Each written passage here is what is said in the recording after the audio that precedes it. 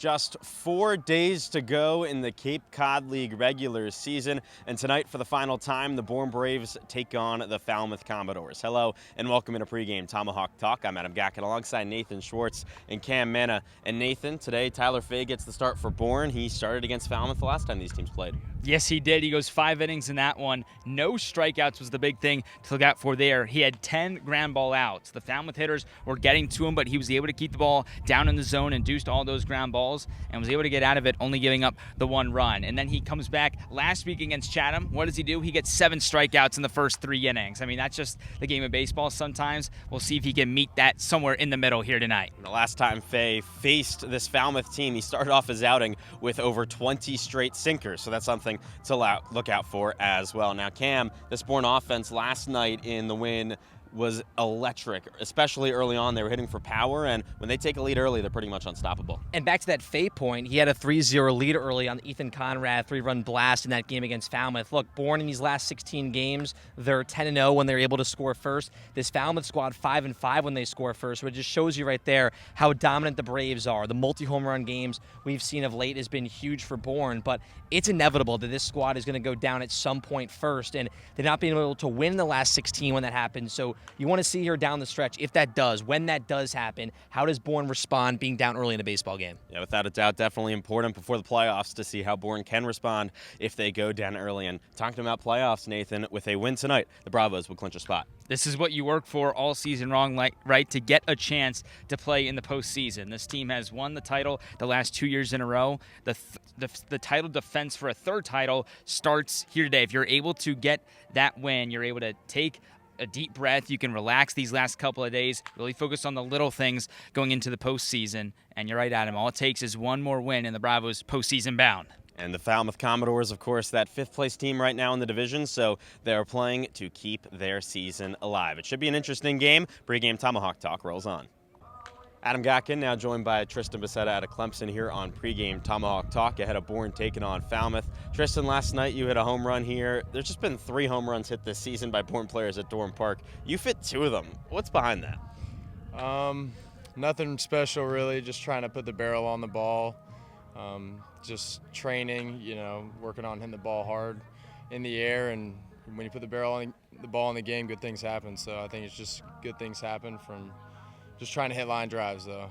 You've got an interesting batting stance. A lot of guys will compare it to Barry Bonds. Is that something that you've kind of always had? What kind of went behind you and your current batting stance with the hands out? No, I've definitely not always had this kind of swing. It used to be a lot different, but I guess just like a summer or 2 ago, I started getting into swing mechanics, and I wanted to make my swing more efficient, and figured he was a pretty good guy to kind of base it all off of, since he's he's in my opinion the best hitter ever. So just kind of came from looking at video of him and analyzing him, and just going about it from there. As a team, you guys have been playing some pretty good baseball recently, winning 7 out of the last 10. But in between that, you had that 4 off days in a row before yesterday. How kind of weird was it getting back into the swing of things yesterday? And you guys scored early. How important was that, do you think, coming off of 4 games off in a row to get those runs in the first inning?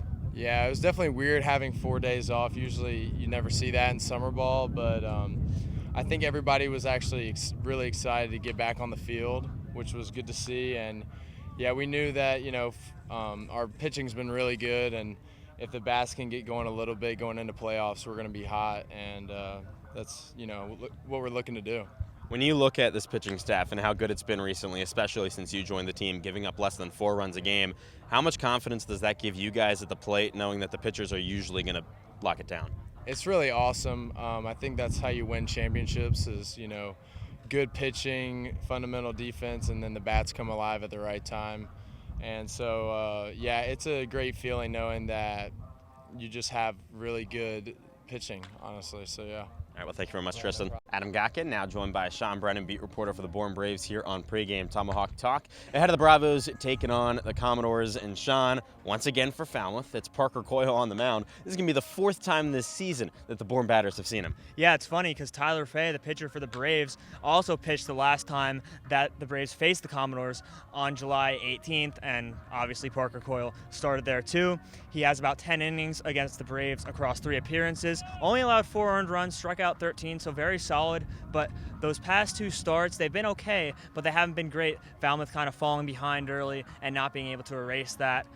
He has a sub-5 ERA this entire season, so a very solid arm who's kind of looking to set the tone in a very important game for Falmouth. In the second straight game where Bourne is taking on an Arkansas pitcher, they did pretty well against a Razorback last night, and now to this Falmouth team as a whole. They've been playing some pretty good baseball recently. Only lost 2 of the last 8, but it just hasn't been enough to really stay in this playoff race, as if they lose tonight, they're done. Yeah, and you said it right there. I mean, they started the season off slow, and the Braves started the season off slow, but they really did enough to separate themselves from Falmouth. Obviously, they lead that season series 3-1. Doesn't really matter what happens tonight because they will get the head-to-head tiebreaker with a win in the season series. But yeah, Falmouth has been hot. They obviously have had some roster turnover just like every other team. But like you said, it wasn't enough. You know, they're in a little bit of a hole right now, and they're going to need a lot of help to get out of it if they want to extend their season past next week. You mentioned it there for a second, but the roster turnover has hit Falmouth pretty hard, and in this game, they really need some guys to step up. Yeah, Luke Gaffney, Jackson Willits, Dylan Carey, 3 guys that have been among the top of the Commodores and OPS are all gone. And like I said, that's normal. You're going to have roster turnover, but they do have a lot of guys that can step up. Trent Caraway, Gavin Turley, 2 guys that have just been hovering around the 300 average mark this entire season. They need to step up. Really, if they want to extend the season, they're going to have to basically win out. So it's not going to be easy, but they're going to need all their weapons on offense to step up. Their lineup has been pretty solid as the season has progressed, and they're going to have to bring that today. Well, the magic number for Bourne down to 1, win and in. First pitch coming up soon at 6 p.m.